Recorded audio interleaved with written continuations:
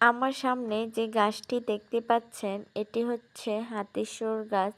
এটি অনেক ঔষধি গুণসম্পন্ন একটি উদ্ভিদ।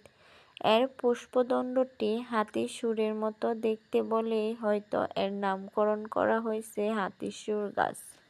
এর বৈজ্ঞানিক নাম হচ্ছে হেলিওট্রোপিয়াম ইন্ডিকাম। কাটা ছেঁড়া ও আঘাত প্রশমনে এই গাছের ব্যবহার রয়েছে। আঘাতজনিত ফোলায় পাতা বেটে অল্প গরম করে লাগালে ফোলা ও ব্যথা আল্লাহর রহমতে কমে যায়। এছাড়াও একজিমা, টাইফয়েড, দাঁতের মাড়ি ফোলা, সর্দি, বিষাক্ত পোকার কামড়, চোখের সমস্যায় এই হাতিসুর গাছের ব্যবহার রয়েছে। ব্যবহার করার আগে অবশ্যই একজন ভেষজ চিকিৎসকের পরামর্শ নিয়ে পরিমাণ মতো ব্যবহার করতে হবে। এই গাছের পাতা থেকে এক ধরনের বিষাক্ত পদার্থ নির্গত হয়। তবে সবকিছু ছাপিয়ে হাতিসুর গাছ ভীষণ উপকারী একটি উদ্ভিদ। আল্লাহ হাফেজ। আসসালামু আলাইকুম।